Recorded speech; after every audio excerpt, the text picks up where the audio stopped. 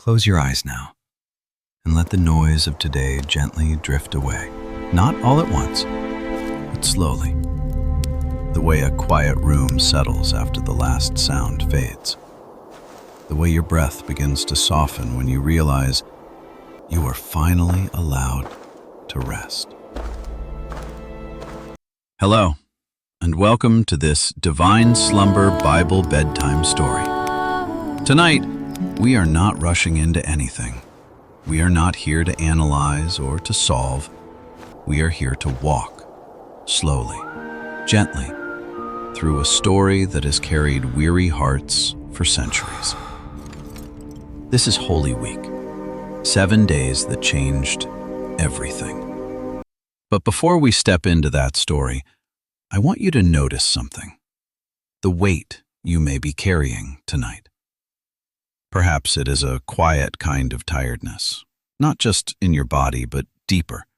The kind that has been building over days, or weeks, or longer. From showing up when it was hard, from holding things together when they felt like they were slipping apart. If that is where you are tonight, rest here for a moment, because you are not alone. The people in this story, they knew that kind of tiredness too. They walked long roads under open skies. They waited in uncertainty.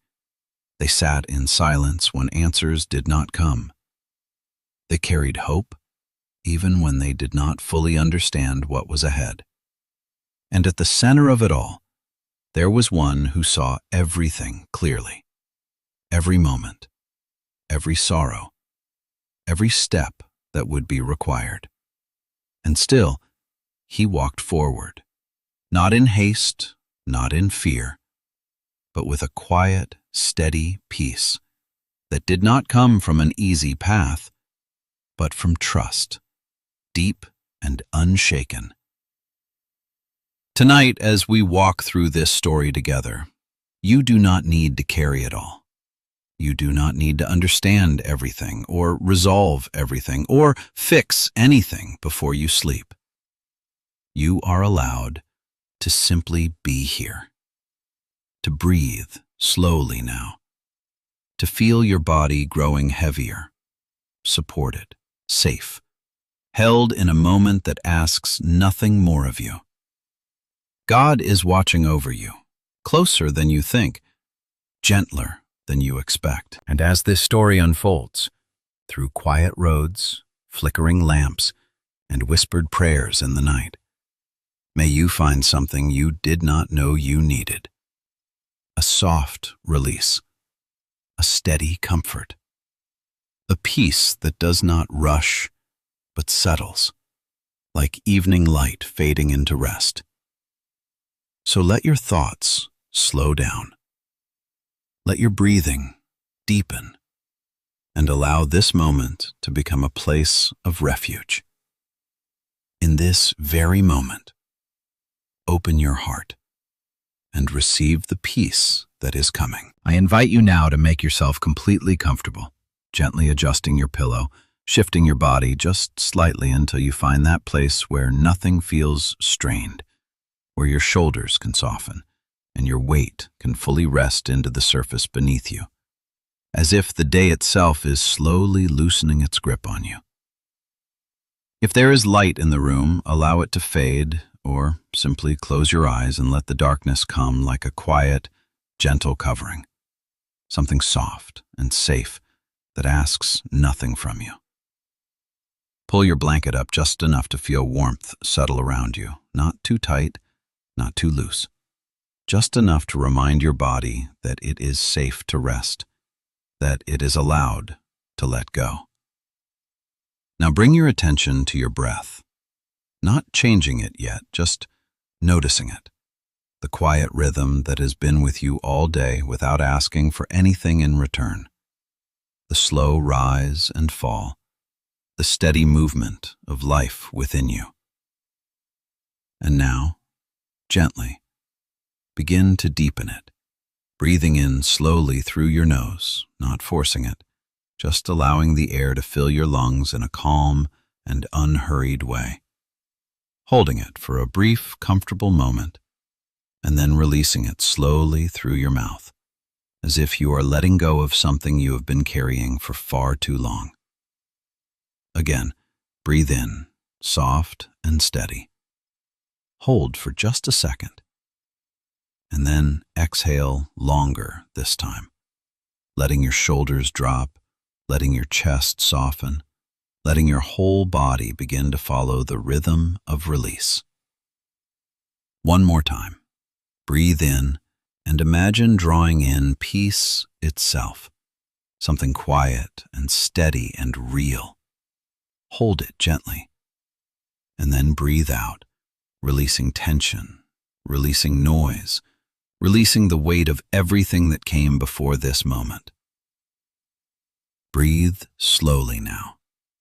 There is nowhere else you need to be, nothing else you need to do. You are safe here, completely safe. And as your breathing settles into a calm and natural rhythm, we begin to soften the body, starting with your forehead, noticing any tightness there, any subtle tension you may not have realized you were holding, and gently letting it go, allowing your brow to smooth as if a soft hand is passing over it, calming every small line, every trace of effort. Let your eyes rest deeply now. No focus, no strain, just darkness and stillness. Your eyelids heavy and relaxed, your gaze turned inward where everything can begin to quiet down. Now your jaw. Release it gently, letting your teeth part just slightly, your tongue resting softly. No pressure, no need to hold anything in place, no need to say anything, nothing to prove, nothing to carry. Let that sense of release move into your neck and down into your shoulders, the place where so much of the day gathers, where responsibility lingers, where effort leaves its trace.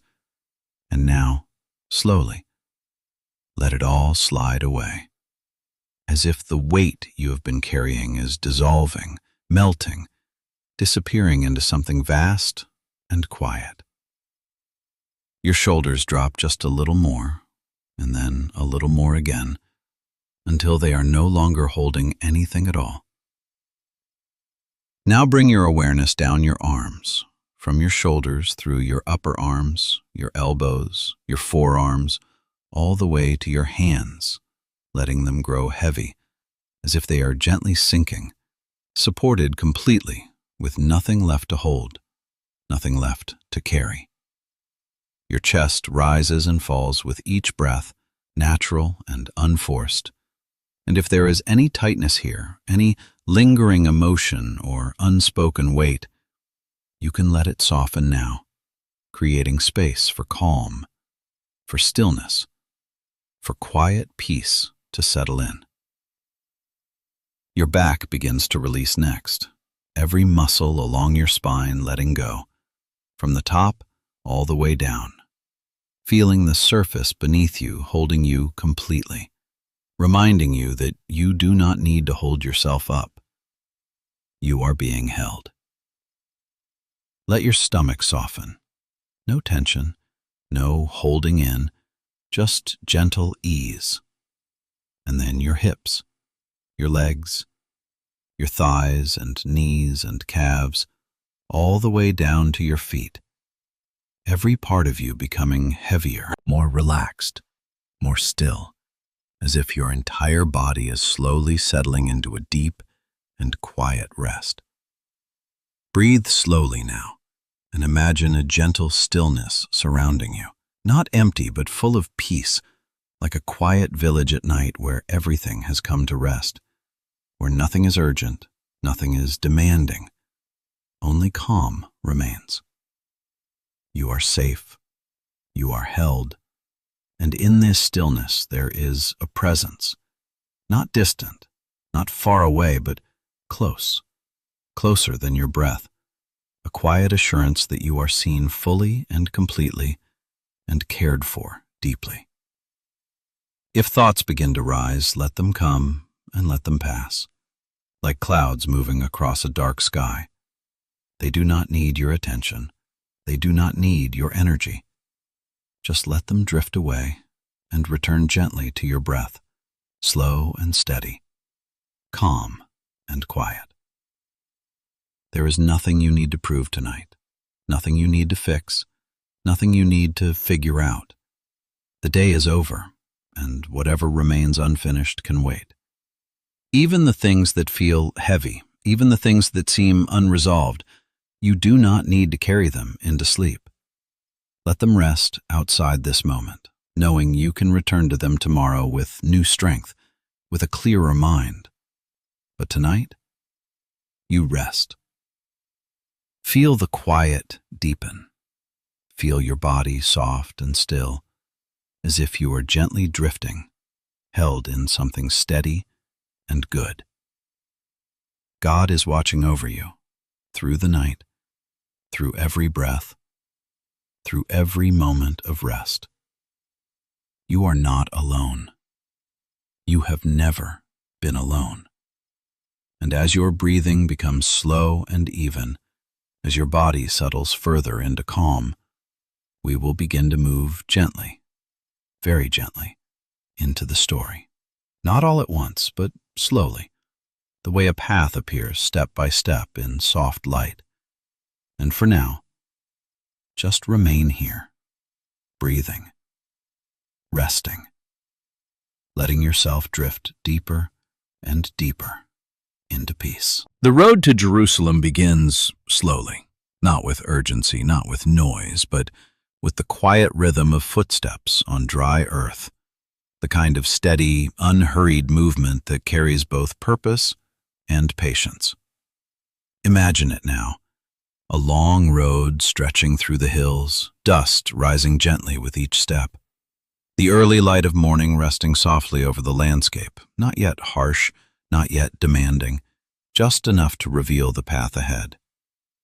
The air is cool, touched with the faint scent of olive trees and distant fields, and somewhere along the road, voices begin to rise. Not loud, not chaotic, but woven together in something ancient and familiar, the sound of pilgrims singing as they walk. They have come from many places, from small villages and scattered towns, from homes near the sea and from hills far to the north, all moving in the same direction, all drawn toward the same city, Jerusalem, the city that sits on its hill like a promise, like something both distant and deeply known. And as they walk, they sing the songs that have been carried for generations, words that have echoed along this road for centuries. I lift my eyes to the hills. From where does my help come? And the answer comes just as gently, just as steadily. My help comes from the Lord, the maker of heaven and earth. Breathe slowly now, and walk with them.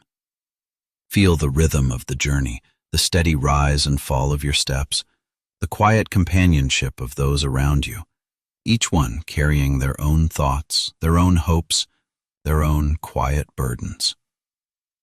There is something comforting in this shared movement, something that does not require conversation, something that allows you simply to be present, to walk, to breathe, to exist within the flow of the moment. And somewhere along this road, walking among them, is Jesus. He is not set apart by distance, not surrounded by barriers, but moving within the same dust, under the same sky, his feet touching the same ground. He has walked this road before, many times, year after year, as a faithful son of his people, making the journey toward Passover, toward the remembrance of a story that shaped everything. He knows the sound of these songs, the cadence of them, the way they rise and fall like breath, the way they settle into the heart. But this time is different. He knows it. There is something ahead of him that no one else fully sees, something that has been spoken of in quiet moments, something he has tried to tell his disciples, though they could not yet understand it. He knows where this road leads, not just to the city, not just to the temple, but beyond that, into something deeper, something heavier, something that will ask everything of him. And still, he walks, not faster, not slower, just steadily forward. There is no hesitation in his steps, no turning back, no searching for another path. He walks with a calm that does not come from ease but from certainty, a quiet knowing that what lies ahead cannot be avoided, and more than that, should not be. Breathe, and let that settle. A man walking toward the hardest thing he will ever face, and choosing to continue. Most of us, when we see something difficult ahead, look for another way, a path around it, a way to delay or soften what is coming. But here on this road, under this wide and open sky, he does something different. He sees clearly and still moves forward. The road begins to shift now, descending gently toward the valley, the land opening up around you, the Jordan River somewhere nearby, its presence felt even when it cannot be seen.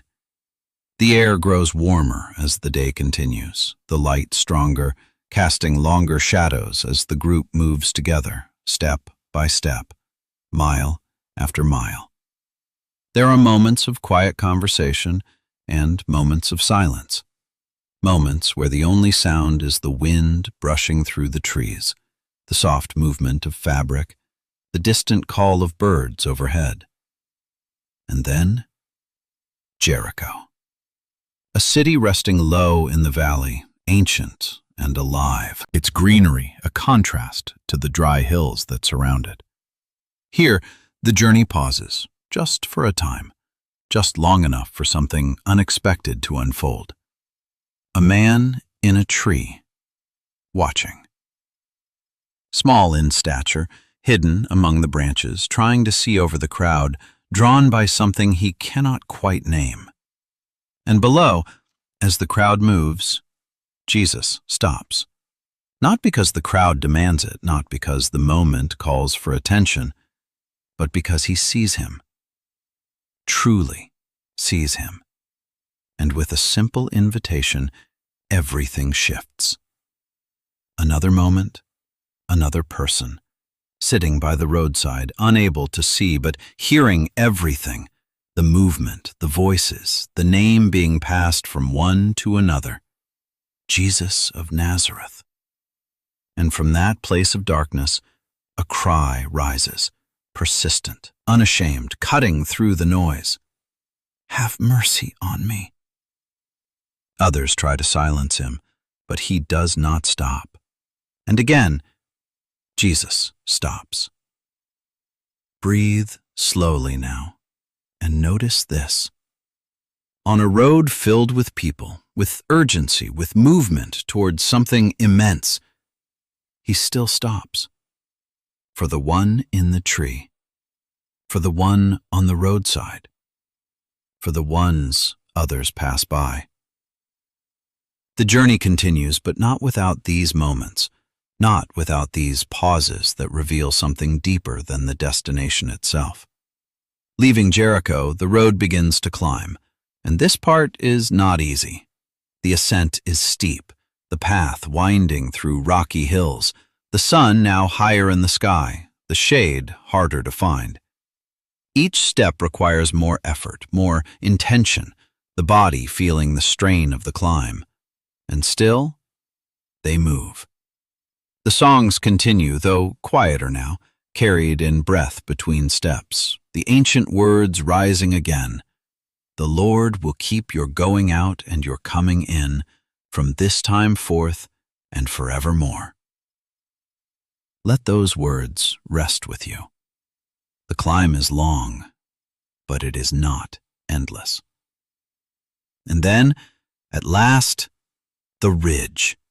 That moment when the path lifts just enough and the city comes into view. Jerusalem. white stone catching the light, the temple rising at its center, visible even from a distance. Something both real and almost beyond real, something that draws the eye and holds it.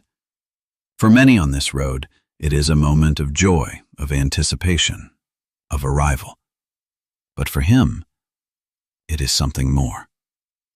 He sees the city, and he knows everything that will unfold within its walls, every moment of the coming days, every word, every silence, every step. And still, he continues forward. Breathe. Let the image settle. The road behind you, long and winding. The city ahead, waiting. And in between, a quiet, steady movement forward. You do not need to walk the whole road tonight. Just this part. Just this step. Just this breath. Let your body grow heavier now, as if you too have been walking all day, as if the rhythm of the journey has carried you gently into rest. The road has been long, but you are not alone on it. And as the light begins to soften and the sounds of the journey grow quieter, you can rest here, knowing that tomorrow we will enter the city together. The morning begins quietly, the way important mornings often do, without announcement, without urgency, just a gentle unfolding of light over the hills of Bethany, soft and golden, touching the olive trees, resting lightly on the rooftops, as if the world itself is taking a slow breath before something it does not yet understand is about to happen. The air is cool, carrying the faint scent of earth and leaves, and somewhere in the distance, the city of Jerusalem is already beginning to stir, filled with pilgrims who have come for Passover, filling its streets with voices, movement, expectation. Breathe slowly now, and step into this morning. Jesus wakes in Bethany, the small village resting on the slope of the Mount of Olives, a place that has become familiar, a place of quiet in the midst of everything that is about to unfold. Around him, the disciples begin to move, the simple rhythms of waking, gathering, preparing for the day. Nothing in the air yet suggests the weight of what is coming, and yet, beneath it all, there is a quiet sense of purpose, something steady, something already decided. He calls two of his disciples, his voice calm, unhurried, and gives them instructions that seem simple, almost ordinary, and yet carry a precision that invites attention. They are to go into the village just ahead, and there they will find a young donkey tied, one that has never been ridden. They are to untie it and bring it back. If anyone asks, they are simply to say that the Lord has need of it. There is no explanation beyond that, no elaboration, just quiet instruction. And they go. Imagine walking with them now, down the narrow path that leads into the village, the morning light growing stronger, the sounds of people beginning their day, doors opening, footsteps, distant voices. And just as he said, there it is. The donkey, tied, waiting, as if it has always been part of this moment. They untie it, and just as expected, the question comes, gentle but curious, "Why are you taking the donkey?" And they answer simply, just as they were told. And something in those words is enough. The owners let them go. Breathe, and notice this. Nothing forced, nothing taken, everything given. They bring the donkey back, and the others lay their cloaks across its back, creating a place for him to sit. Something humble, something simple, nothing that resembles power as the world understands it. And he sits, not elevated above them, not carried in display, but low, close to the ground, moving at the pace of the animal beneath him. And they begin to move. The road from Bethany toward Jerusalem slopes downward along the Mount of Olives, offering a view that slowly opens, the city coming into sight piece by piece, the temple rising in the distance, bright against the sky, something both beautiful and overwhelming. And as they move, others begin to notice, first a few, then more, the quiet movement becoming something larger, something that begins to gather energy. People step closer. They recognize him, or they have heard of him. Stories carried from village to village, whispers of healing, of teaching, of something different, something that does not fit easily into what they have known before. And now, he is here, on the road to Jerusalem, at the very moment when the city is filled with expectation. And something begins to rise in them. Branches are cut from nearby palm trees, laid on the road before him. Cloaks spread out, creating a path, a gesture of honor, of recognition, something that speaks without needing explanation. And voices begin to lift, first scattered, then together, forming a sound that grows and carries, echoing along the hillside. Hosanna! The word rises again and again, carried by different voices, woven together into something powerful and urgent. Hosanna to the Son of David! Blessed is he who comes in the name of the Lord. Breathe slowly now, and listen. This is not just celebration, not only joy. It is longing. The word Hosanna, it means save us now. Not someday, not eventually, but now. These are people who have waited, people who have lived under weight, under occupation, under the quiet strain of a world that does not feel as it should. And now, in this moment, they see something, or someone, and they begin to hope. They are welcoming a king, but not the kind of king they have known. No horse, no armor, no soldiers surrounding him.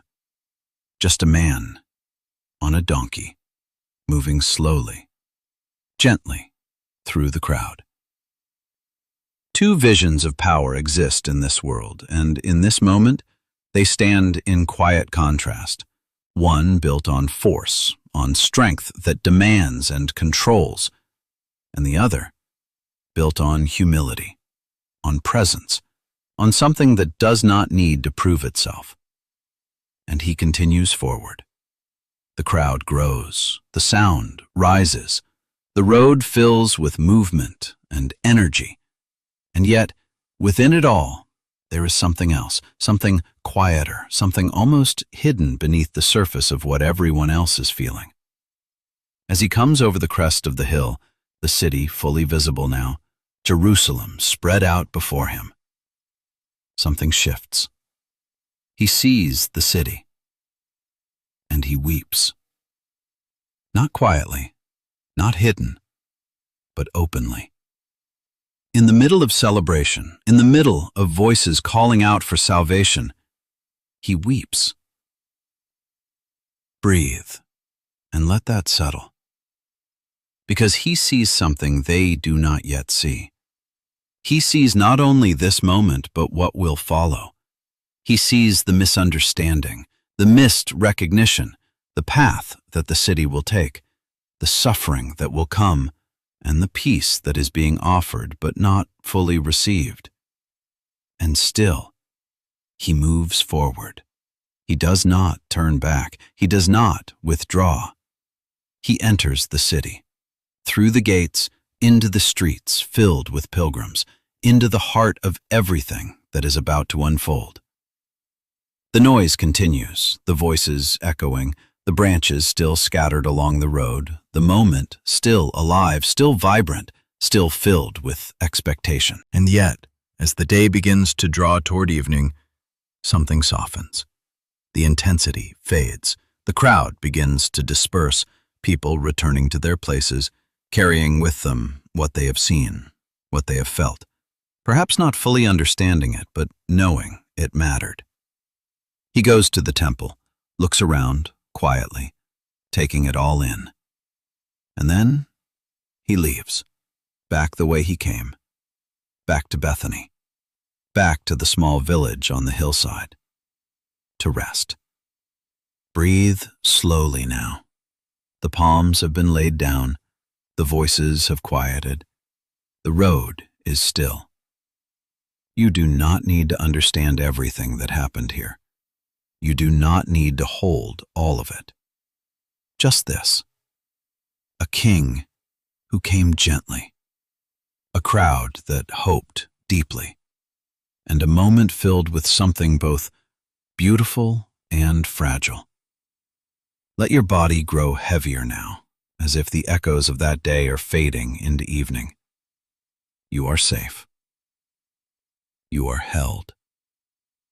And as the night settles over the hillside and the lights of the city flicker in the distance, you can rest here, because the story is still unfolding.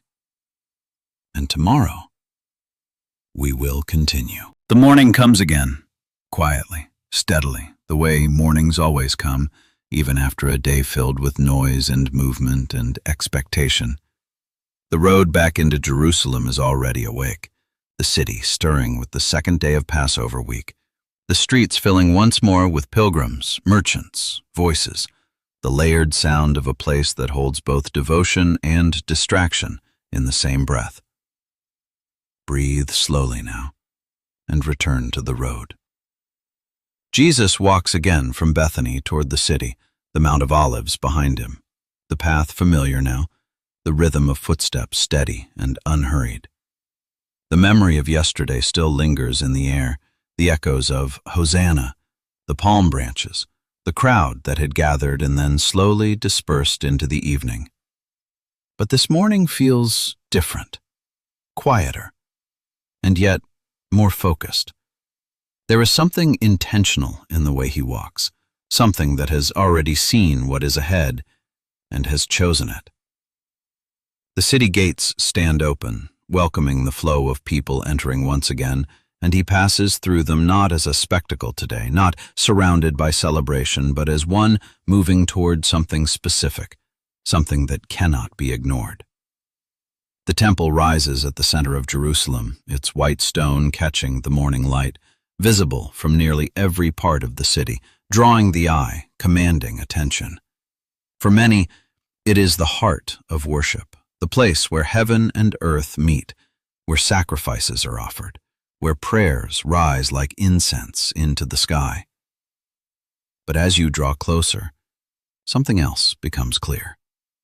The outer courts are already filled, not with silence, not with stillness, but with movement, with voices, with the sharp and restless energy of commerce. Animals shift in their enclosures, doves flutter in cages, coins clink against wooden tables, voices call out prices, negotiations rise and fall, and the air itself feels crowded, heavy with activity that presses in from every direction.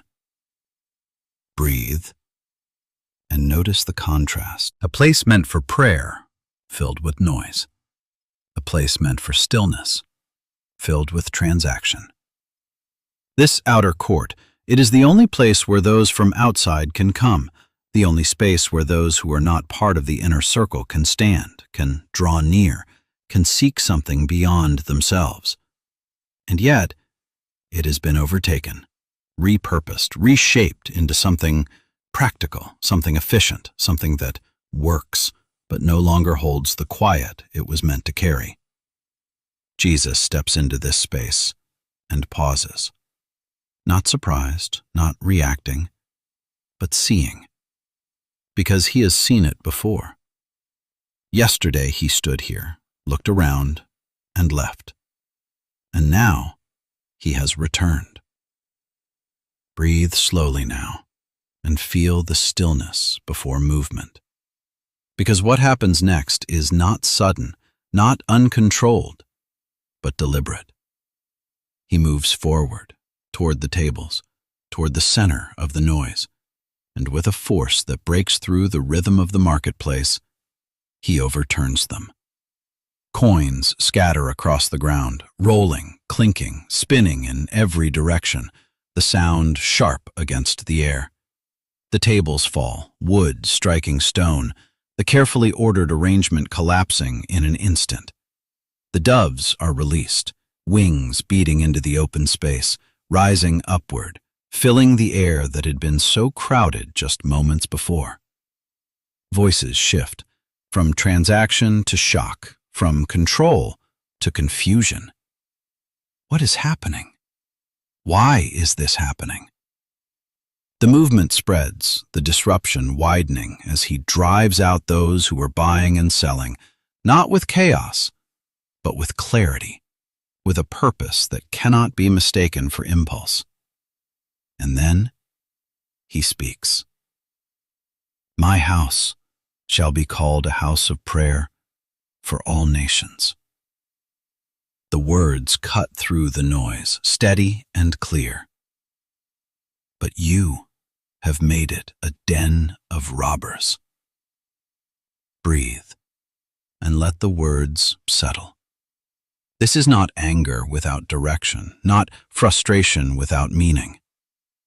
This is restoration. This is the reclaiming of something that has been lost beneath layers of function, of habit, of systems that have slowly shifted away from their purpose. Because this space, this outer court, was meant for those who had nowhere else to go, those who stood at the edges, those who could not enter further, those who came searching, hoping, longing for a place to stand in the presence of God. And they had been crowded out. Their space filled with noise, with barriers, with everything except the one thing it was meant to hold. So he makes space. Breathe slowly now, and notice what happens next. The noise begins to fade, not all at once, but gradually. The coins lie still, the tables overturned, the animals gone. And in the quiet that follows, something new begins to emerge. People step forward. Not the powerful, not the ones who controlled the space before, but the ones who had been waiting. The blind, feeling their way forward. The lame, moving carefully across the stone. The ones who had been on the edges, now entering into the space that has been cleared. And he welcomes them. He heals them. In the place where noise had once filled every corner, now there is something else. Presence, stillness, restoration. Breathe and let that image settle. A space once crowded, now open. A place once loud, now quiet enough for something real to happen. The voices that rise now are different, softer, simpler. Children calling out again, echoing what they heard the day before. Hosanna to the Son of David. Not fully understanding, but recognizing something true. And again, there are those who are disturbed by this, those who preferred the order that was there before, even if it had lost its meaning. They see what is happening, the healing, the voices, the shift in the space, and they question it, challenge it, unsettled by something they cannot control. Do you hear what they are saying? And he answers, not with defense, but with quiet authority. Yes.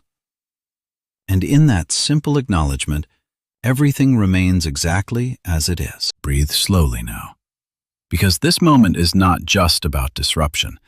It is about making room. Room for those who had none, room for healing, room for presence, room for prayer. And as the day begins to move toward its close, as the light softens again over the city, he does something that has become a quiet rhythm in this week. He leaves. He does not stay to argue, does not remain to explain, does not try to control how others respond. He has done what needed to be done. And now, he returns to Bethany. Back over the Mount of Olives, back to the quiet village, back to rest. Breathe. Let the temple grow still in your mind. The coins no longer moving, the air no longer crowded, the space open, waiting. And notice this. You do not need to overturn anything tonight. You do not need to fix everything that feels out of place. There is time for that. Tonight, you simply rest, because there is a God who enters crowded spaces, who sees what has been lost, who gently, firmly makes room again. Room for you, room for peace, room for rest. Let your body grow heavier now, as if the noise has faded, as if the space within you has been cleared, just enough for stillness to return. You are safe. You are held. And in this quiet, you can sleep. Tuesday arrives, not with quiet, not with stillness, but with a kind of intensity that fills the air even before the first words are spoken. The city of Jerusalem is fully awake now, the streets crowded with pilgrims, the temple courts alive with movement, voices rising and falling, questions being asked, answers debated, the ancient rhythms of teaching and learning unfolding in every corner. Breathe slowly now and step into this day. Jesus walks again into the temple courts, the same place that had been cleared the day before, the same space that had been filled with noise and then restored to something quieter, something closer to its purpose. But now, the quiet does not remain, because they are waiting for him. The religious leaders, the ones who had watched, who had seen what he did, who had heard the voices of the crowd, who had felt the shift that his presence brings. They are ready now, not to listen, but to question, not to understand, but to challenge. And so the day begins, not with silence, but with questions. They approach him carefully, deliberately, their words measured, their intent hidden beneath the surface of polite inquiry. "By what authority are you doing these things?" they ask, their voices steady, but their eyes searching, calculating. "And who gave you this authority?" It is a question that sounds simple, but it is not, because behind it is a trap. If he answers one way, they will accuse him. If he answers another, they will dismiss him. They are not asking because they are open. They are asking because they are trying to control the outcome. Breathe and notice this. Not every question is asked for truth. Some questions are asked for leverage. And Jesus, he sees it clearly. He does not rush to answer, does not step into the trap laid before him.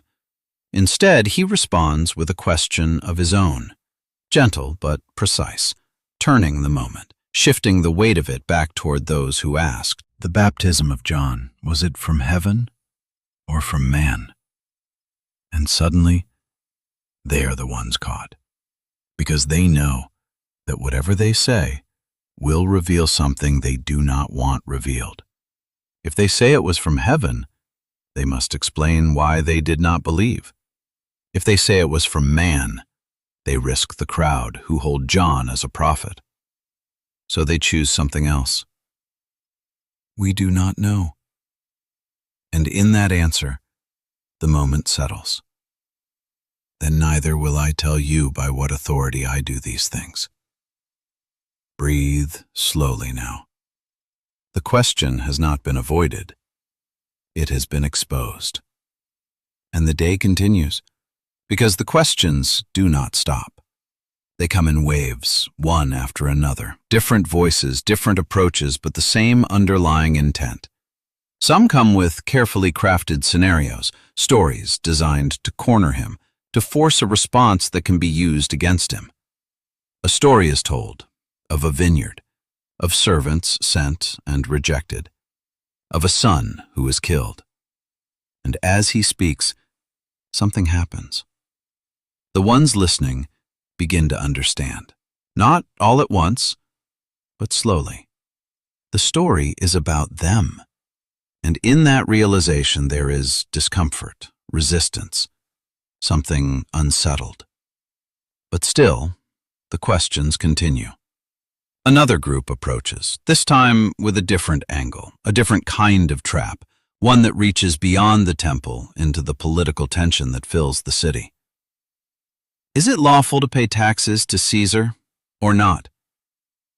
A simple question, but not simple at all, because again, there are only dangerous answers. Say yes, and the people will turn away, feeling betrayed. Say no, and the authorities will act, seeing rebellion.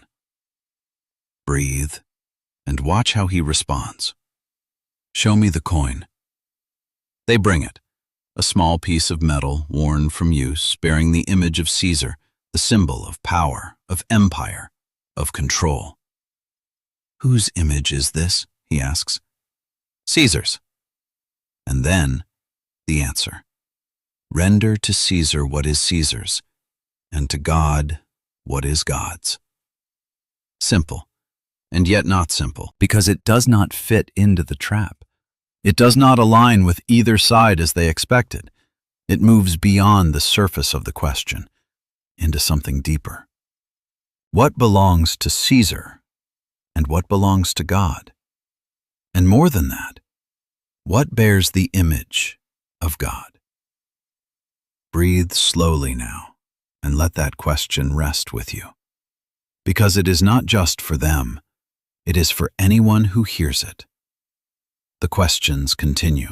Another group now, bringing something more complex, more theoretical, something designed to make belief itself seem unreasonable. They speak of resurrection, of marriage, of a woman who has been married multiple times, each husband dying in turn. And they ask, in the resurrection, whose wife will she be? A question meant to confuse, to reduce something profound into something impossible. And again, he answers, not with confusion, but with clarity. You do not understand. Not harsh, not dismissive, but direct. Because sometimes the answer is not more complexity. It is seeing clearly. They do not understand the scriptures nor the power of God. And in those words, something shifts again. The crowd listens, not just to the answers, but to the way he answers. Calm, steady, unshaken. Not defensive, not aggressive. Present. Fully present. And then, one more question. Different this time. Quieter. More sincere. Which commandment is the greatest? And this question is not a trap. This one is real. Breathe and listen. The most important is this. Love the Lord your God with all your heart, all your soul, all your mind, all your strength. And then, love your neighbor as yourself. Two simple statements, and yet everything rests within them. Not rules layered upon rules, not complexity built upon complexity, but love. Love that reaches upward and outward. And in this moment, there is agreement, a recognition. You are right, the questioner says. And Jesus responds, gently, you are not far from the kingdom of God. Not far. Let that settle. Not finished, not complete, but close. And after that, the questions begin to fade. Not because there are no more to ask, but because something has been revealed. Not just in the answers, but in the presence behind them. Breathe slowly now. The day has been long, filled with words, filled with tension, filled with moments that required clarity and calm and courage. And as the sun begins to lower, as the light softens over the city, he leaves. He walks out of the temple, past the stones that seemed so permanent, past the crowds that are slowly dispersing, and up the Mount of Olives once again. The city behind him, the sky shifting into evening. And there, on the hillside, he speaks again. Not to the crowds now, but to those closest to him. Of things to come, of days that will not be easy, of staying awake, of being ready, of being faithful, even when the timing is unclear. Because not everything is meant to be known in advance, but some things are meant to be trusted. Breathe. Tuesday is ending, the day of questions, met not with fear, not with haste, but with stillness. And as he returns once more to Bethany to rest, you can rest too.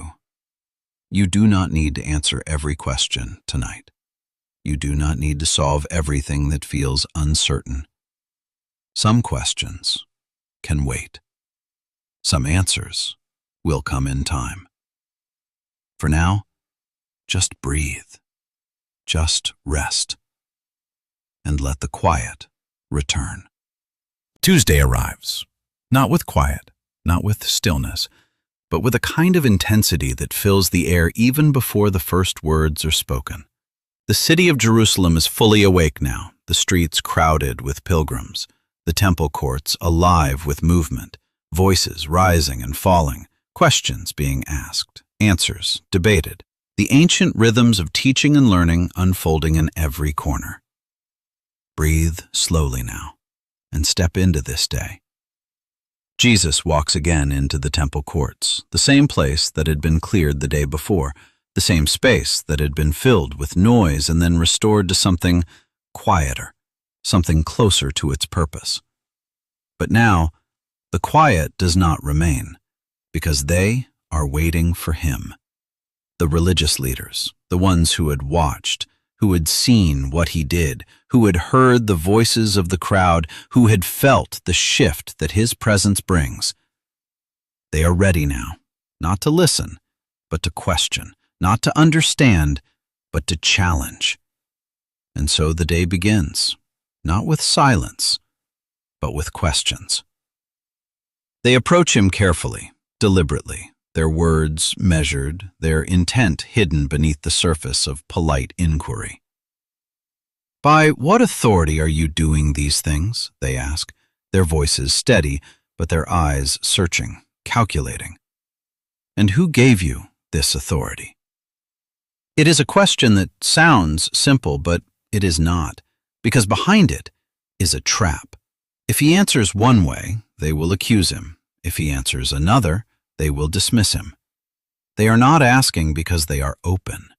They are asking because they are trying to control the outcome. Breathe and notice this. Not every question is asked for truth.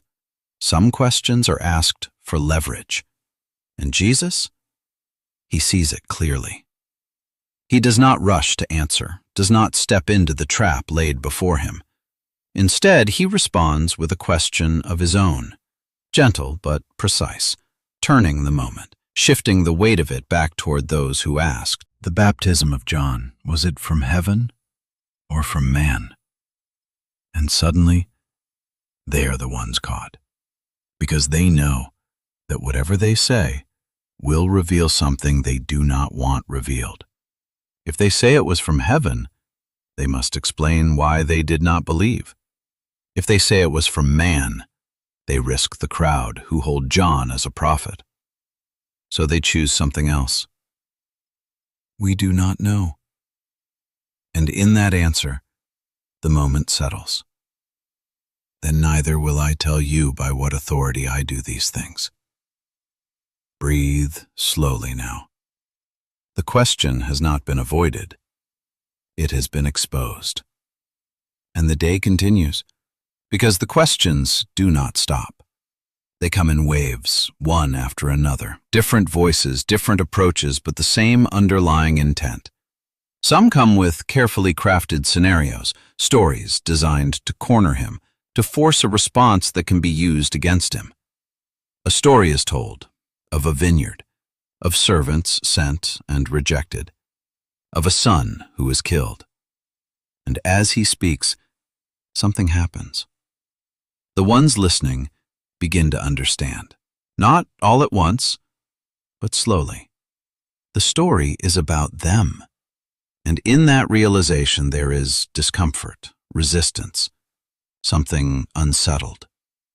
But still, the questions continue. Another group approaches, this time with a different angle, a different kind of trap, one that reaches beyond the temple into the political tension that fills the city.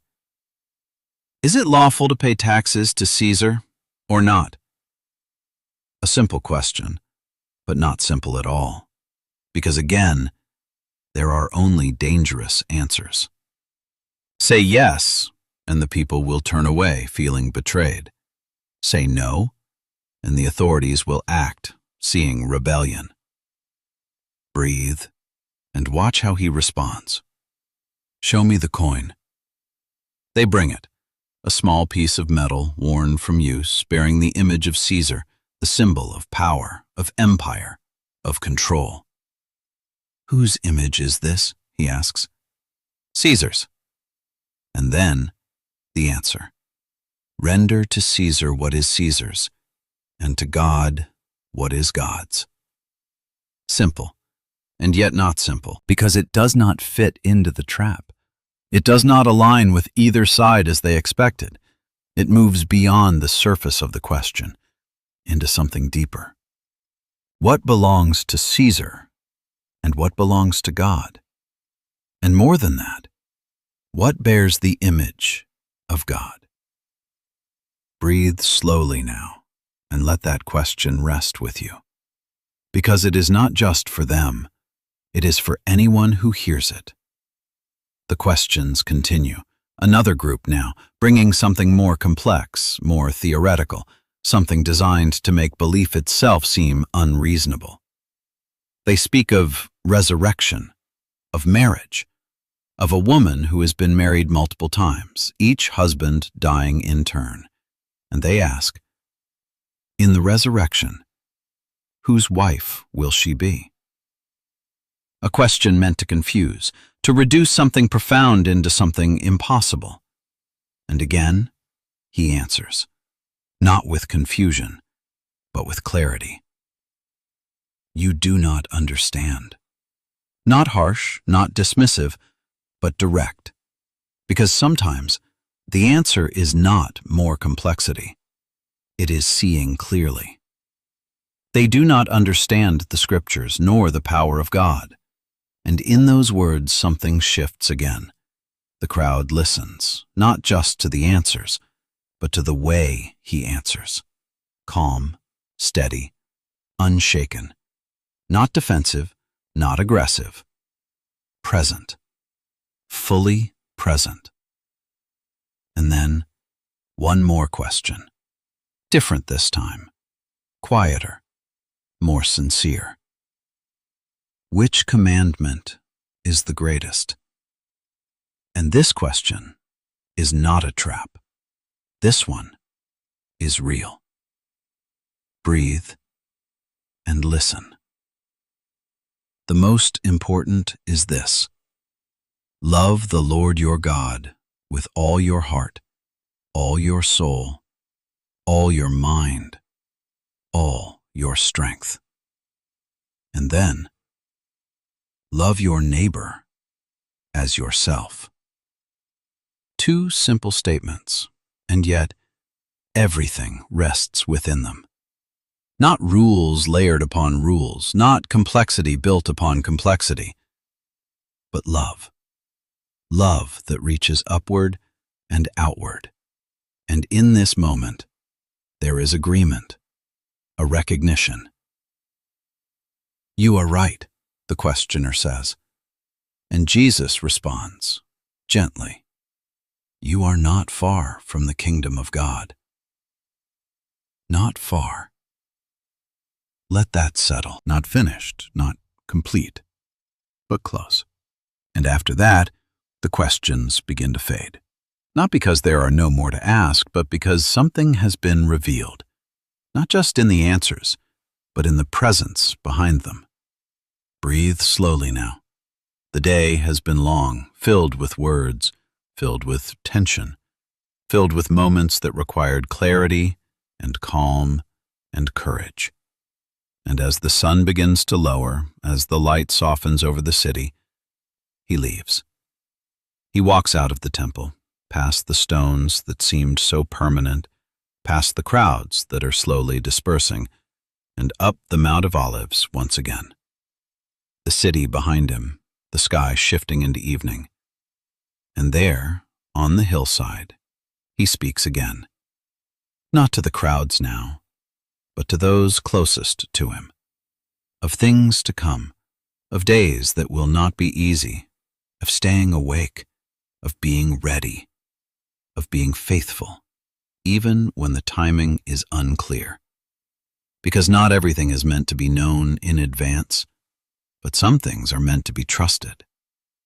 Breathe. Tuesday is ending, the day of questions, met not with fear, not with haste, but with stillness. And as he returns once more to Bethany to rest, you can rest too. You do not need to answer every question tonight. You do not need to solve everything that feels uncertain. Some questions can wait. Some answers will come in time. For now, just breathe, just rest, and let the quiet return. Thursday arrives quietly, almost gently, as if the world itself is unaware of the weight this day carries. The light rises over Bethany once again, soft and unhurried, touching the hills, the olive trees, the narrow paths that have become familiar over these past days. There is no sudden change in the air, no visible sign that this day is different from the ones before it, because this day, everything is preparing for the evening. The Passover must be made ready, and the city reflects it. The air carries new scents now, the preparation of food, the faint trace of smoke rising from countless places at once. The temple courts are filled with movement, priests working in careful rhythm, families bringing what is needed, everything unfolding according to patterns that have been followed for generations. Breathe slowly now and walk through the city. Feel the texture of the stone beneath your feet, the closeness of the streets, the sound of voices layered upon voices, and within it all, Peter and John are watching, looking, waiting for the one detail they were given. And then they see him, a man carrying a jar of water. It stands out, quietly but clearly, and without hesitation, they follow. Through the streets, through the movement of the city, into a house, up a staircase. And there, exactly as he said, a room, large, open, already prepared. Breathe, because there is something deeply gentle in this moment.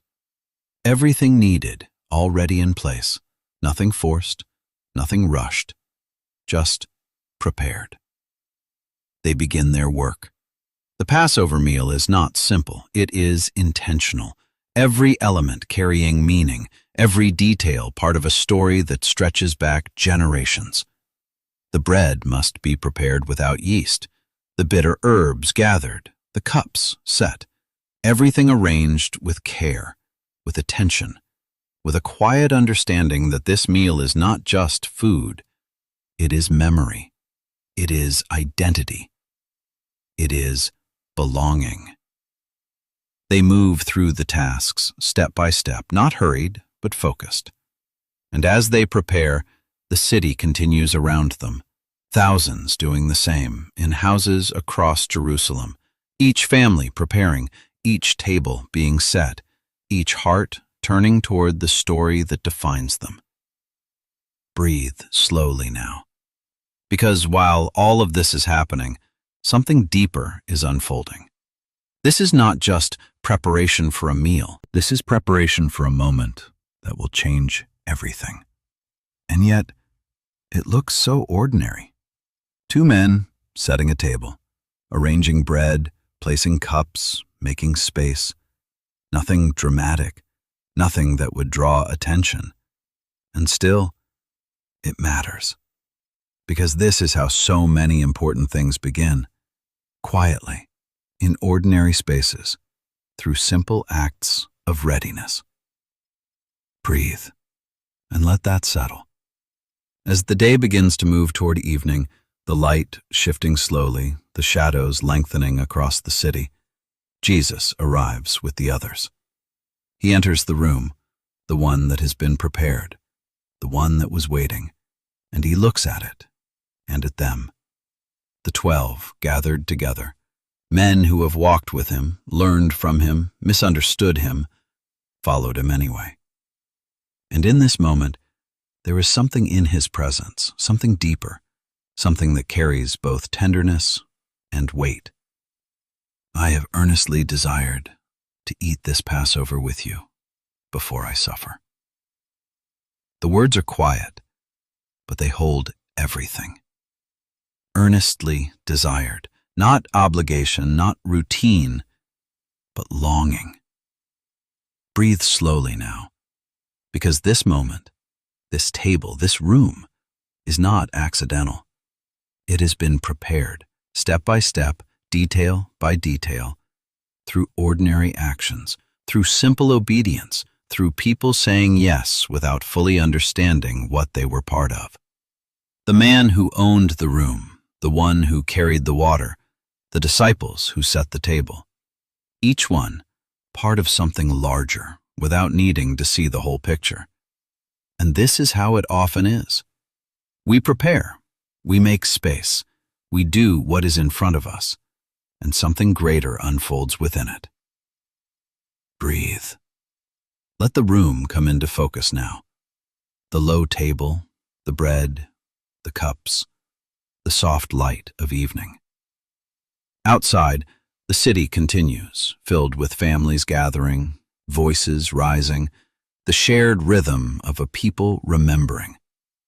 And inside this room, everything is ready. Not rushed, not incomplete. Ready. Let your body soften now, as if you are sitting in that room, as if the preparation is finished, as if there is nothing left to do, only to be present. Because sometimes, preparation is not about doing more. It is about arriving and being still in what has already been made ready. You do not need to prepare anything tonight. You do not need to arrange everything perfectly or make sense of every detail. There is a place already prepared for you, for rest, for peace. Breathe slowly now. Feel the quiet of the room, the stillness of the moment before everything unfolds. And let yourself rest here, because the evening is coming, and we will enter it together. But not yet. For now, the table is set, the room is ready, and you can simply rest. The evening settles gently over Jerusalem, the kind of evening that carries both warmth and stillness, as if the city itself is pausing, holding its breath without knowing why. The sky deepens into soft shades of amber and blue, and one by one lamps begin to glow in windows across the city, quiet lights marking the beginning of the most sacred night of the year. Breathe slowly now, and enter the room. Upstairs, away from the noise of the streets, a space has been prepared. The air is calm, touched with the faint scent of bread and oil, the table set low, the cushions arranged. Everything waiting, not in urgency, but in readiness. Jesus enters with the 12. They gather around the table, taking their places, the familiar closeness of shared meals settling in around them. For 3 years they have walked together, eaten together, rested and risen together, and now they sit together again, perhaps not yet aware that this evening is different from all the others, and yet something in the air feels deeper, more still, more full. And then he speaks. I have earnestly desired to eat this Passover with you before I suffer. Breathe and let those words settle. Earnestly desired. There is something tender in that, something deeply human, a longing to be with them, to share this moment before everything changes. The meal begins as it always has. The first cup is lifted, blessed, passed. The familiar rhythm unfolds, words spoken that have been spoken for generations, telling again the story of deliverance, of a night long ago when freedom came through the marking of doors and the passing over of death. And yet, within this familiar pattern, something new is beginning. He takes the bread, simple, ordinary, the kind that has been shared countless times before, and he breaks it. The sound is soft but clear. He gives it to them. This is my body, given for you. No explanation, no elaboration, just the words.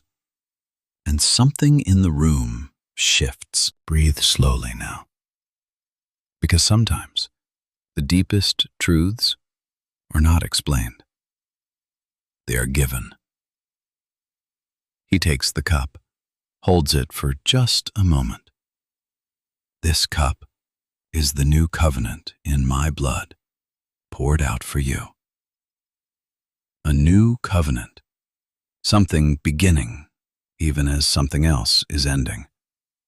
And still, they do not fully understand. How could they? The moment is too large, too layered, too far beyond what they can yet see. And yet, they receive it. Bread, cup, presence. Breathe. And then, something unexpected. He rises from the table. There is no announcement, no explanation, just movement. He removes his outer garment, sets it aside, takes a towel, wraps it around himself, and pours water into a basin. The sound of water fills the quiet space. And then he kneels before them. One by one, he begins to wash their feet. Dust-stained, worn from the road, the marks of the journey still upon them. This is not a task for a teacher, not something done by one they call Lord. This is the work of a servant, the lowest servant. And yet, here he is.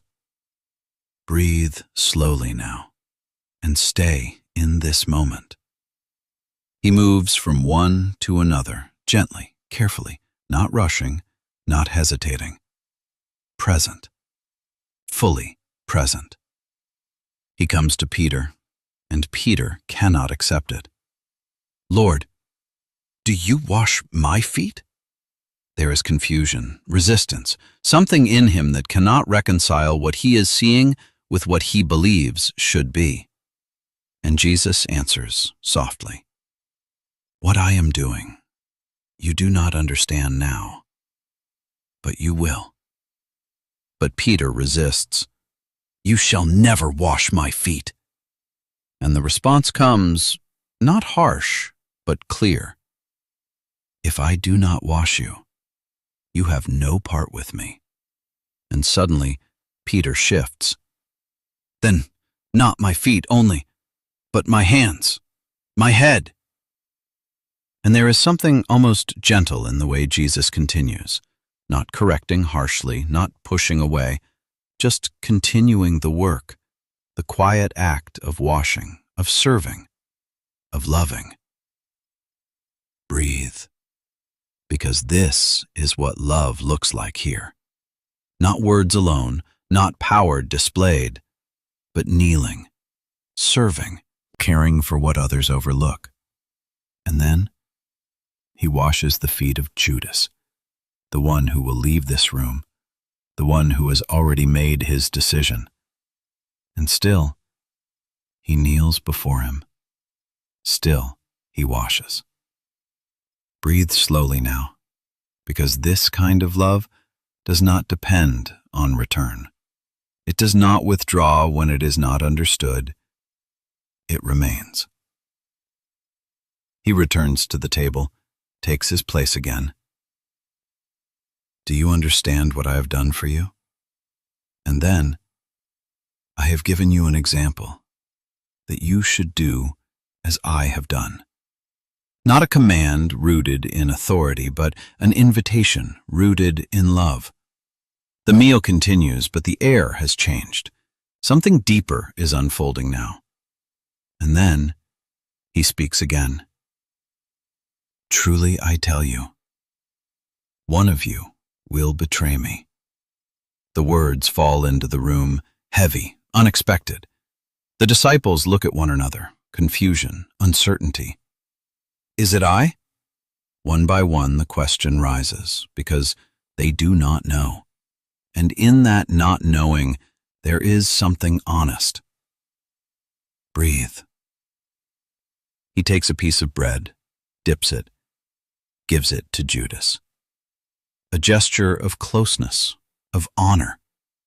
And quietly he says, what you are going to do quickly. No accusation, no exposure, just knowing. And Judas rises. He leaves the room. The door opens and closes, and the night receives him. And it was night. Breathe slowly now, because something has shifted. The room feels different now, quieter, heavier, more intimate. And Jesus begins to speak, not in parables now, not to crowds, but to those who remain. Let not your hearts be troubled. Even here, even now. Believe in God. Believe also in me. He speaks of a place being prepared, of returning, of not leaving them alone. I will not leave you as orphans. Breathe. He speaks of love. A new commandment I give you, that you love one another as I have loved you. As I have loved you. Not as is easy, not as is deserved, but as he has loved. He speaks of peace. My peace I give to you, not as the world gives. A peace that exists even here, even in a night like this. Breathe slowly now. Let the room settle around you. The table, the soft light, the quiet voices. A moment suspended between what has been and what is about to come. He lifts his eyes and prays. For them, for those who will come after, for those who will one day hear and believe. For you. Breathe, and let that rest gently in your heart. You were not forgotten, even here, even then. And as the night deepens, as the meal comes to its close, they sing a hymn, ancient words rising softly into the evening air. And then he stands. Let us go. They leave the room, step into the night, toward the garden. But for now, remain here, in the room, at the table, where love was given, peace was spoken, and everything was already known, and still, he stayed. Let your body grow heavy now. You are safe. You are held. And you can rest in that same love. The night deepens as they leave the city. the narrow streets of Jerusalem growing quieter now, the lamps burning low behind closed doors, the echoes of Passover meals fading into stillness. The air is cool, carrying the softness of late evening, and above them, the sky stretches wide and clear, the full moon casting its pale, steady light over stone walls and winding paths. Breathe slowly now, and walk with them. They move through the gate, down into the Kidron Valley, the ground dipping gently beneath their feet, the city rising behind them, and ahead, the dark outline of the Mount of Olives. The path is familiar, walked many times before, a place of retreat, a place of quiet, a place where the noise of the world seems to fall away. And there, among the trees, is the Garden, Gethsemane, a place of olive trees, ancient, rooted, their branches stretching outward, their leaves whispering softly in the night air. The name itself means oil press, a place where olives are crushed, where pressure is applied, where something hidden is brought forth. Breathe and step into the garden. Jesus pauses and turns to the disciples. Sit here while I go and pray. His voice is calm, but something in it carries weight, something deeper than before. He takes Peter, James, and John a little further in, the ones who have been closest, the ones who have seen more than the others. And even with them, there is a boundary, a distance that remains. And then, something shifts. He begins to be sorrowful, troubled, in a way that is different, more visible, more immediate. My soul is overwhelmed with sorrow, even to death. The words are heavy, not symbolic, not distant, real. Breathe slowly now, because here, in this garden, we see something we do not often pause to fully feel. The weight. Not just what is coming, but the full reality of it. He asks them simply, stay here and watch with me. And then he moves further, just a little distance, enough to be alone and yet not completely. He falls to the ground and he prays, My Father, if it is possible, let this cup pass from me. The words rise from a place of honesty, not resistance, not refusal, but truth. If it is possible, breathe, because this is not weakness. This is the deepest form of trust. To speak what is real, without hiding, without pretending, to bring the full weight of what you feel into the presence of the one who already knows. And then, the words that follow, yet not as I will, but as you will. The surrender does not erase the struggle. It completes it. Both are held together, the desire for another way and the willingness to walk the one that is given. Breathe slowly now. He returns to the disciples. They are asleep. The stillness of the night, the weight of the day, the quiet has overtaken them. Could you not watch with me 1 hour? Not anger, not harshness, just a question, gentle, almost sorrowful. Watch and pray, that you may not enter into temptation. The spirit is willing, but the flesh is weak. He understands. Even here, even now, he understands. He returns again into the quiet, into the space where the weight presses closer, where the silence holds more than words can carry. My Father, if this cannot pass unless I drink it, your will be done. Something is settling, not because the weight is gone, but because the choice is clear. Breathe. The night grows deeper. The trees stand still around him, witnesses to a moment that holds more than the world can see. He returns again. They are sleeping. There are no words now, nothing more to say. Only the quiet recognition of human limitation, of bodies that cannot stay awake, of hearts that do not yet understand. And he goes again, a third time, the same prayer, the same surrender, the same steady movement toward what must be. Luke tells us that his anguish was so great that his sweat became like drops of blood falling to the ground. Whether seen as image or reality, the meaning is clear. This is not light. This is not easy. This is the full weight of something beyond ordinary human experience, pressing into body, into breath, into every part of him. And yet, he remains. Breathe slowly now. An angel appears, strengthening him, not removing the burden, not changing the path, but giving strength to continue. And sometimes that is what is given, not escape, but strength. He rises, returns to the disciples once more. Are you still sleeping and taking your rest?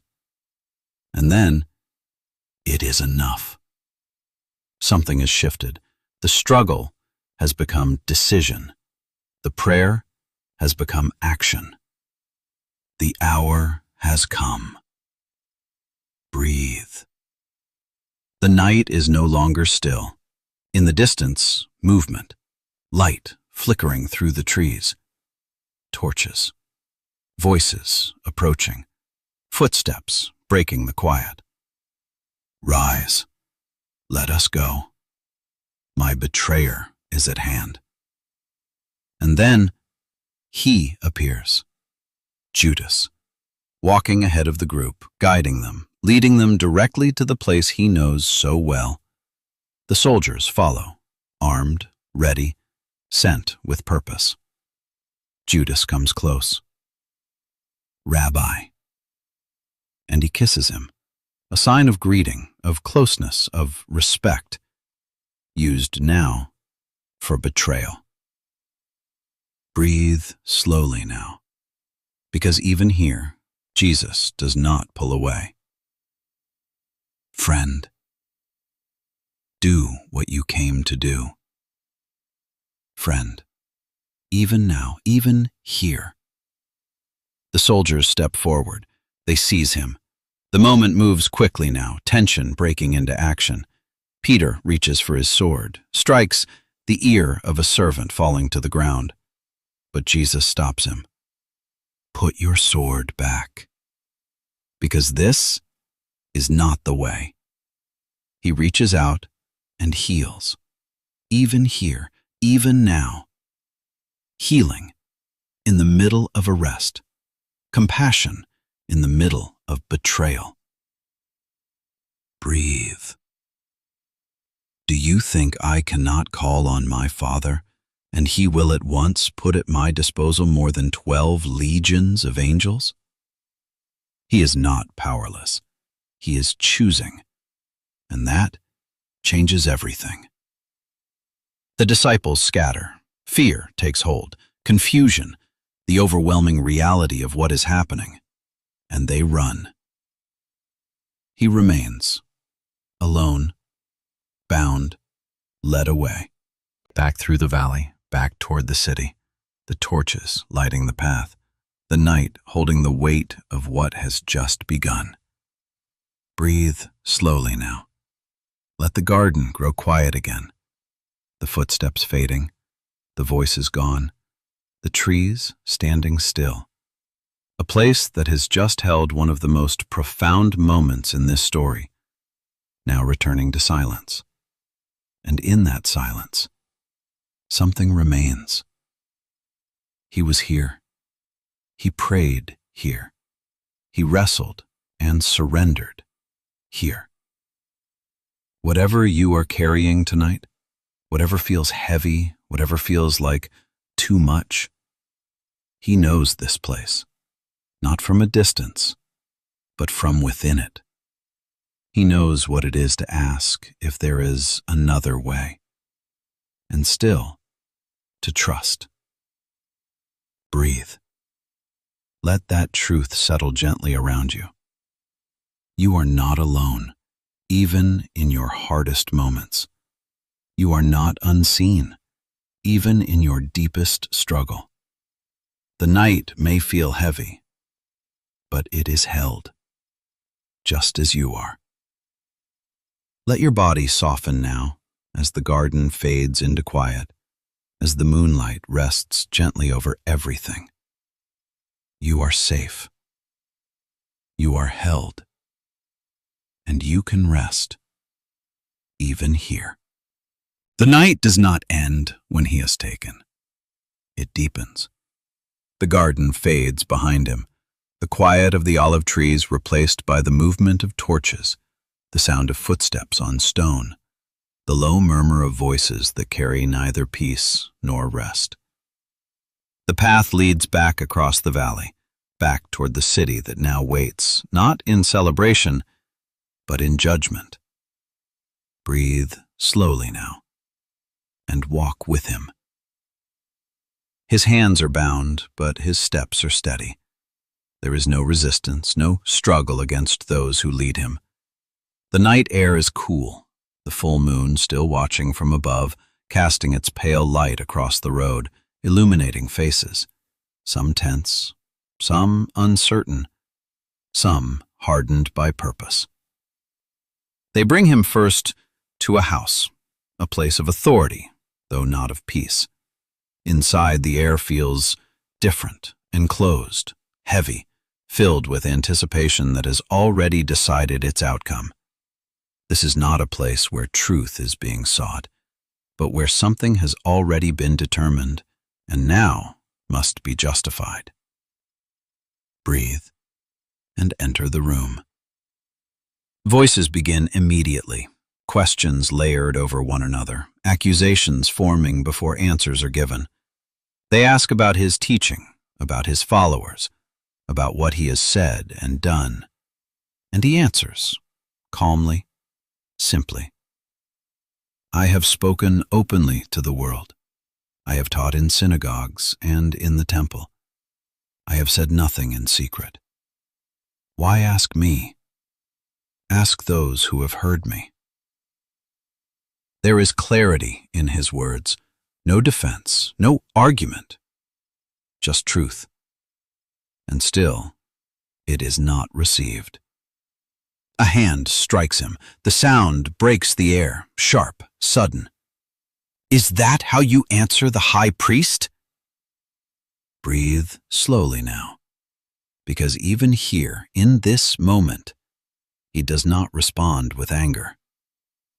If I have spoken wrongly, bear witness to the wrong. But if I have spoken rightly, why do you strike me? The question hangs, unanswered, because this is not about right or wrong. This is about control. They move him again, deeper into the night, to another gathering, another room, where more have assembled. The council is there now, waiting. The highest religious authority, gathered not in daylight, not in openness, but in the quiet hours before morning. Witnesses are brought forward, their words inconsistent, fragmented, unable to align, stories that do not hold together, accusations that cannot stand on their own, and still they continue, because the outcome has already been chosen. Breathe. Jesus stands, silent. He does not interrupt, does not defend, does not try to correct what is being said. There is a stillness in him, something unshaken, something that does not need to argue for its own truth. And that silence becomes its own presence. The room grows tense. Frustration begins to rise, because silence cannot be controlled. Finally, the question comes directly. I charge you, tell us, are you the Christ, the Son of God, the The room holds its breath. This is the moment. And he answers. You have said so. Simple, clear. And then, from now on, you will see the Son of Man seated at the right hand of power and coming on the clouds of heaven. The words settle heavily into the space, not as defense, but as declaration. And immediately the reaction comes. The high priest tears his robes, the gesture dramatic, final. Blasphemy! The word echoes, repeated, reinforced. What is your judgment? And the answer rises, unified, decisive. He deserves death. Breathe slowly now, because this moment was not reached through truth, but through decision. And now, the restraint is gone. They begin to mock him, to strike him, to cover his face and demand that he speak, that he prove himself, that he respond. And still, he remains. Not because he cannot respond, but because he will not become what they are asking him to be. Breathe. Outside, in the courtyard, another story is unfolding. Peter, he has followed, at a distance, drawn by something he cannot fully explain, unwilling to leave completely, and yet unable to come close. He stands among others, near a small fire, the warmth flickering against the cold of the night. A voice speaks. You were with him. Simple, direct, and Peter denies it. I do not know what you mean. The words come quickly, instinctively, as if the moment has taken over before thought can catch up. Another voice, another question. You are one of them. Again he denies it, stronger now, more certain, and then a third time. You are surely one of them. Your accent gives you away. And this time, something breaks. I do not know the man. The words fall, heavy, final, and immediately, the sound. A rooster. Breathe slowly now, because in that sound, everything returns. The memory of what was said just hours before, in the upper room. Before the rooster crows, you will deny me 3 times. And Peter sees it. Not just what he has done, but what it means. He leaves, stepping away from the fire, from the courtyard, from the place where everything has just shifted. And he weeps. Not quietly, not controlled, but deeply. Breathe. Inside, the night continues. The decision has been made, but it is not yet complete. They need something more. They need authority beyond their own. So as the first light of morning begins to touch the horizon, as the sky shifts from darkness into that soft, uncertain gray before sunrise, they take him, bound, and lead him again to Pilate, the Roman governor, because only Rome can carry out what they have decided. The streets are quieter now, the city between night and day, not fully awake, not fully at rest, and he walks from one place of judgment to another. Breathe slowly now. This is what the trials become, not a search for truth, but a movement through systems, each one holding power, each one making decisions, each one passing him along, until the outcome becomes inevitable. And yet, through all of it, he remains, not resisting, not collapsing, not losing himself in the process, but present, fully present.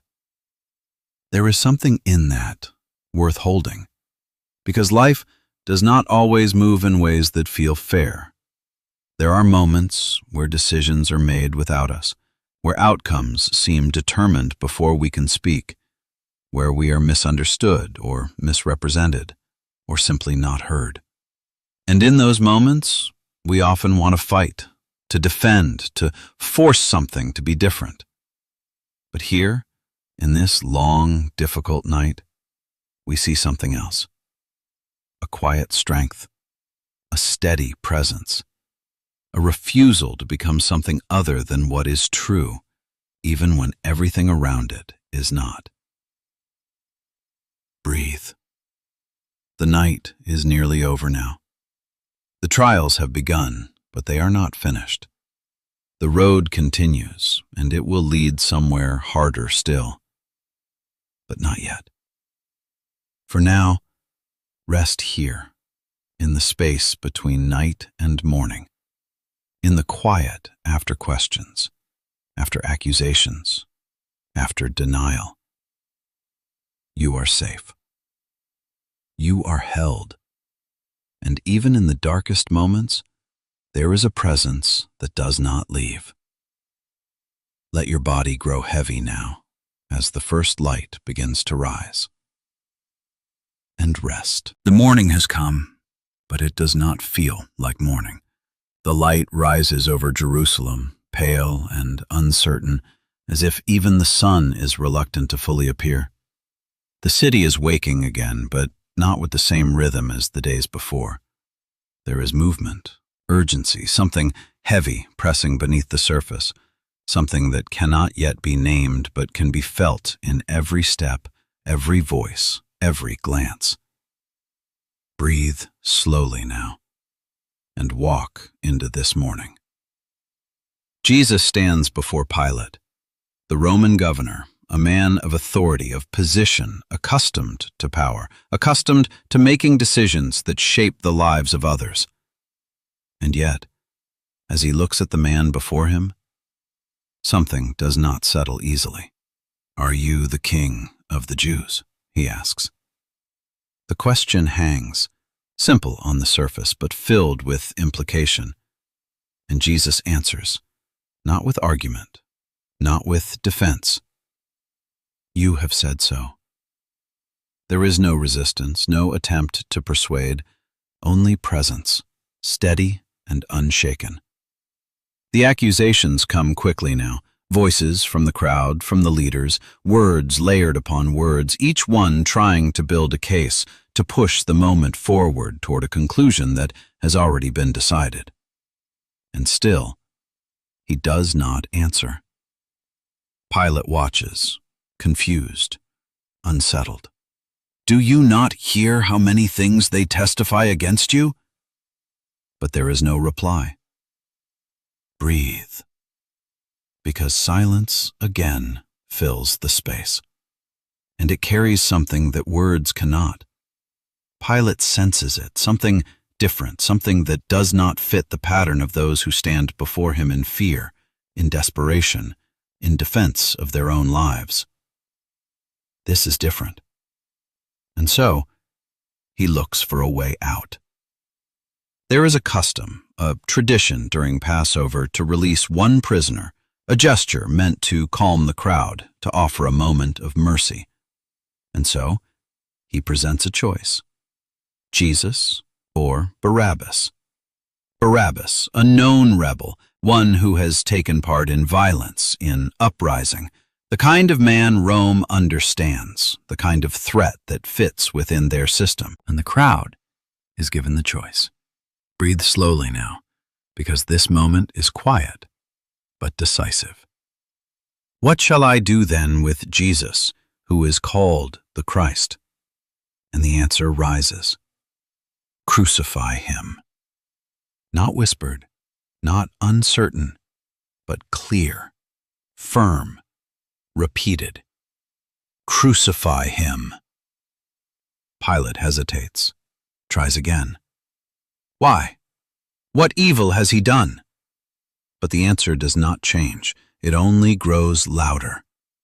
Crucify him. Breathe. And so, the decision is made, not because truth demanded it, but because the voices insisted. Pilate washes his hands, a gesture, a symbol, an attempt to distance himself from what he is about to allow. I am innocent of this man's blood. And yet, he hands him over. Breathe slowly now. The soldiers take him, away from the crowd, into the place where the next part unfolds. They strip him, place a robe around him, mock him, press a crown of thorns onto his head, the sharp edges cutting into skin, drawing blood that runs slowly down his face. Hail, King of the Jews! The words are spoken with laughter, with cruelty, with a misunderstanding so complete it becomes almost unbearable.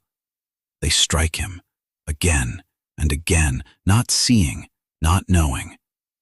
And still, he does not resist. Breathe. They lead him out of the city, through the streets that are now filling again with people, many unaware of what is happening, others drawn by the movement, the spectacle, the weight of it. He carries the cross, wood heavy against his back, each step slower now, the body already weakened, the weight not just physical, but something deeper, something pressing from within and without at the same time. And still, he walks, not because he must, but because he chooses to continue. Breathe slowly now. The road leads outside the city to a place called Golgotha, the place of the skull, a place of death, a place where Rome makes its statements clear, visible, undeniable. They lay the cross down, they place him upon it, and then they nail him. The sound, sharp, final, metal into wood, into flesh. Breathe. The cross is raised, lifted, set into place, the weight of his body hanging, stretched, exposed beneath the open sky. The sky above, no longer soft, no longer gentle, but watching, silent. The crowd gathers. Some mock. He saved others, he cannot save himself. If you are the Son of God, come down. Words thrown upward, not seeking truth, but demanding proof. Others watch, quietly, uncertain, unable to fully turn away. And near the cross, a few remain, close, present, not understanding, not able to change what is happening, but unwilling to leave. Breathe slowly now. Time moves differently here, slower, heavier, each moment stretching, each breath harder than the last. And in the midst of it, he speaks. Father, forgive them, for they do not know what they are doing. Forgiveness, in the middle of suffering, not after, not when it is over, but here, now. Breathe. Hours pass. The sky begins to change, darkness creeping in, covering the land, as if creation itself is responding, as if something deeper than what can be seen is unfolding. And in that darkness, his voice rises again. My God, why have you forsaken me? The words are not distant, not detached. They are real. The depth of human experience, spoken fully without restraint. Breathe slowly now. Because even here, even in this, there is honesty. There is no pretending, no hiding, only truth, carried all the way to its deepest place. And then, another breath, another moment. It is finished. Not defeat, but completion. Something brought to its end, something fulfilled, something that has reached the point it was always moving toward. Breathe. And finally, Father, into your hands I commit my spirit. And then, silence. The body stills, the breath ceases, the moment complete. Breathe slowly now. The earth responds. The ground trembles. The curtain in the temple tears. Something unseen breaking open. Something once separated, now made accessible. But for now, there is only stillness. The cross stands against the darkened sky. The crowd begins to fade, voices lowering, footsteps moving away. The moment settling into something quiet, something heavy, something that cannot yet be understood. Breathe. Let this moment be still. Do not rush past it. Do not move too quickly toward what comes next. Because this matters. This love, given fully, without holding back, without turning away, even here, especially here. Let your body soften now as the scene grows quiet, as the darkness begins to lift just slightly, as the world holds this moment. You are safe. You are held. And even in the deepest places, there is love that does not leave. Rest now. The night has passed, and for a moment, everything feels still. Not the peaceful stillness of rest, but the quiet that follows something too heavy to understand. Jerusalem wakes again, the same city, the same streets, the same rising light over stone walls and narrow paths, and yet, nothing is the same. Breathe slowly now, and enter this morning. It is early, very early. The kind of hour when the world is not fully awake, when shadows still linger and the air carries a cool softness. The sky is just beginning to lighten, a faint gray turning slowly toward gold, and in that quiet space between night and day, a few figures move through the stillness. Women, walking with purpose, but also with sorrow. They carry spices, carefully prepared. A final act of love, a final act of care for the one they lost. Their steps are steady, but heavy, because they are walking toward a tomb, toward an ending. Breathe. They speak quietly among themselves as they walk, practical thoughts rising even in grief. Who will roll away the stone for us? Because the stone is large, heavy, sealed in place, and they know they cannot move it alone. Still, they continue, step by step, breath by breath, moving toward what they believe is final. Breathe slowly now. The path leads them just outside the city, to the place where the tomb has been cut into the rock. The garden is quiet, the early light just beginning to touch the ground, and as they draw closer, something is different. The stone has been rolled away. They stop.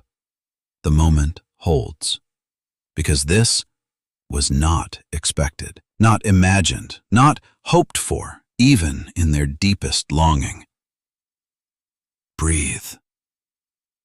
They move forward, slowly, uncertainly, the quiet now filled with something new, not yet understood, but impossible to ignore. They look inside. The tomb is empty. The place where his body was laid no longer holds him. Only the linen cloths remain, folded, resting where he had been. And in that moment, everything shifts. Breathe slowly now. Because the mind tries to understand, to make sense of what cannot yet be explained. Confusion, fear, wonder, all rising together.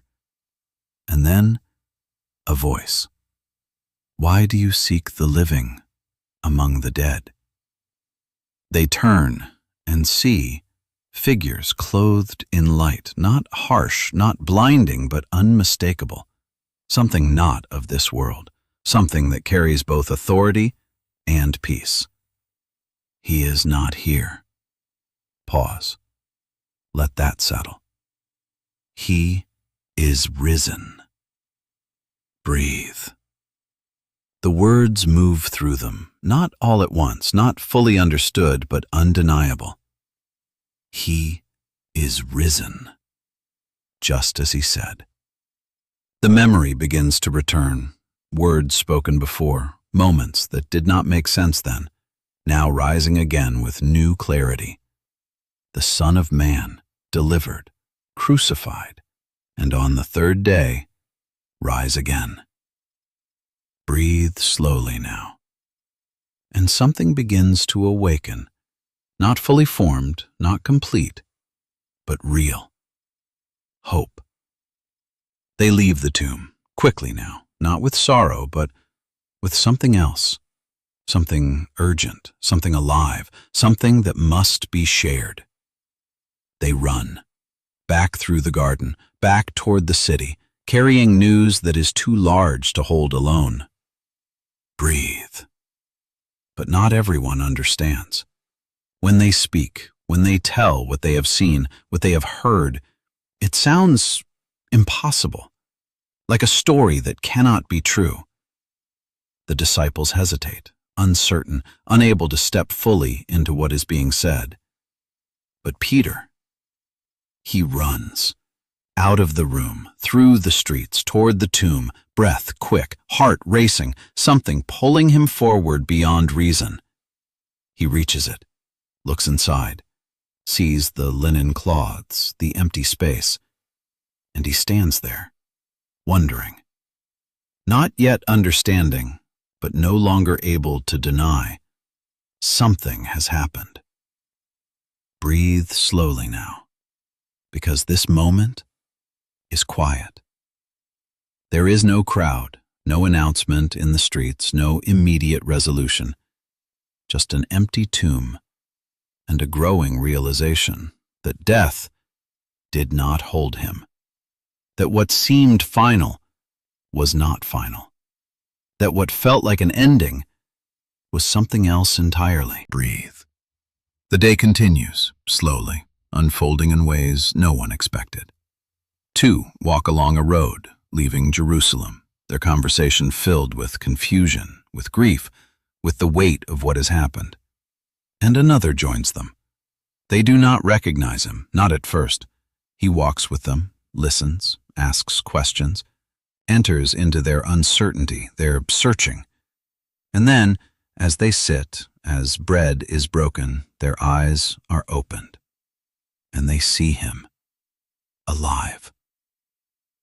Breathe slowly now, because resurrection does not always arrive in the way we expect, not with noise, not with spectacle, but in moments, in recognition, in the quiet breaking open of something that was closed.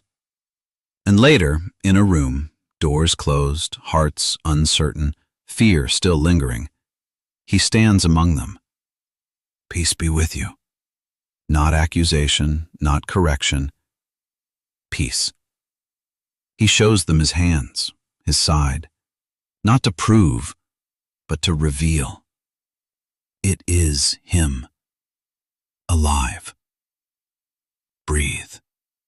And everything begins to shift. Not instantly, not completely, but steadily, because resurrection is not just a moment, it is a movement, a turning from death to life, from fear to peace, from confusion to understanding. Slowly, gently, fully. Breathe slowly now, and let this truth settle softly within you. The stone was rolled away, not so he could get out, but so they could see. So we could see that what feels sealed, what feels final, what feels beyond hope, is not the end. Breathe. Whatever feels closed in your life, whatever feels finished, whatever feels like something that cannot be undone, this story speaks gently into that place. Life can rise. Hope can return. Peace can find you again. Not always suddenly, not always in ways you expect, but truly. Breathe slowly now. The morning light has fully come. The garden is no longer shadowed. The tomb stands open. The story continues. And you are held within it. You are safe. You are not alone. And even in the places that feel most uncertain, there is life, waiting. Let your body soften now, as this morning settles gently around you, as the quiet joy of resurrection begins to rest within your heart, and sleep in that peace. Breathe slowly now, and let everything you have just walked through begin to soften. The road, the city, the voices, the cross, the empty tomb, all of it gently settling like the final ripples on still water. You do not need to hold the whole story anymore. Just this moment, just this breath. Let your body grow heavy, your thoughts becoming quieter, your mind no longer reaching, but receiving. Breathe in slowly and out gently. And now, allow these words to rest over you, not as something to analyze, but as something to receive. The Lord is my shepherd, I shall not want. Let that phrase settle softly. You are not lacking tonight. You are not forgotten. You are not outside of care. He makes me lie down in green pastures. He leads me beside still waters. Not forces, not rushes. Leads, gently, patiently. Even now, you are being led into rest. Breathe slowly now. He restores my soul. Not will restore, not might restore. He restores. Even the parts of you that feel tired, worn, uncertain, nothing is beyond his reach. Even though I walk through the valley of the shadow of death, I will fear no evil. Not because the valley is gone, not because the shadows are not real, but because you are with me. You are not alone in anything you face, not in the quiet, not in the struggle, not in the unknown. Breathe. Come to me, all who are weary and burdened. Hear that invitation. Not to the strong, not to the ones who have everything together, but to the weary, to you. And I will give you rest. Not something you earn, not something you achieve. A gift. Rest. Let that word settle deeply within you. Rest. Breathe slowly now. Peace I leave with you. My peace I give to you. Not as the world gives, not fragile, not temporary.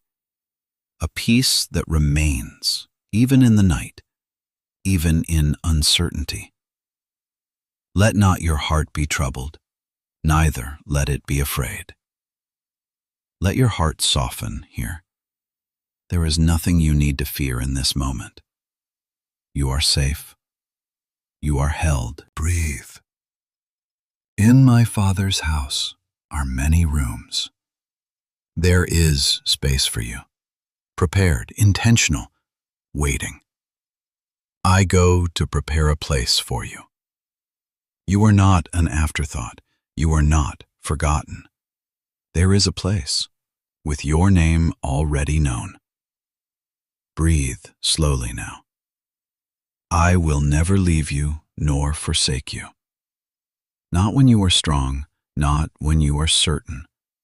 Always, in every moment, in every breath, you are not alone. Breathe. The Lord bless you and keep you. A covering, gentle, steady. The Lord make his face shine upon you and be gracious to you. Grace, not earned, not measured, given freely. The Lord lift up his countenance upon you and give you peace. Peace again, because this is what remains. This is what carries you into sleep, into rest, into stillness. Breathe slowly now. Be still and know that I am God. Not strive, not prove. Be still and know. You do not need to understand everything tonight. You do not need to solve anything. Just be still and know. Breathe. The Lord is near to the brokenhearted. If there is anything in you that feels fragile, anything that feels heavy, he is near, closer than you think, and saves those who are crushed in spirit. Nothing in you is unseen. Nothing in you is beyond care.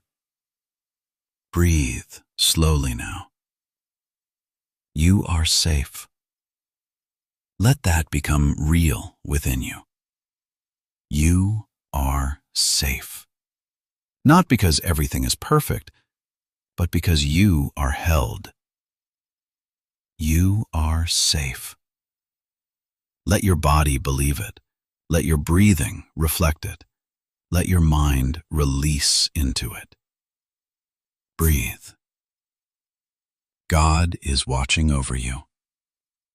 Through the night, through your rest, through every quiet moment, there is no place you go where he is not already there. You are not alone. Let that settle deeply now. Not alone in your thoughts, not alone in your feelings, not alone in your life.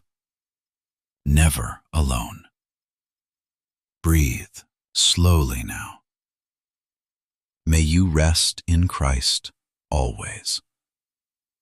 Let those words wrap around you like a blanket, like a covering, like something gentle and sure. May you rest. Not strive, not carry. Rest. May you rest. Let your body soften even more. Your breathing slower. Your thoughts quieter. May you rest. Because this moment is enough. Breathe. Let the words begin to fade now, not because they are gone, but because they have settled deep within you, like seeds resting in quiet soil. No need to hold them consciously. They remain. You are safe. You are held. You are loved. And as your body drifts closer to sleep, as your mind releases the final edges of the day, we return gently to the stillness. Let us return once more to this peaceful story. The road, the garden, the empty tomb, all of it now quiet, now complete, now resting. And you can rest too. Breathe slowly now, in and out, soft, steady, calm. And as sleep comes, gently, naturally, know this: you are not alone.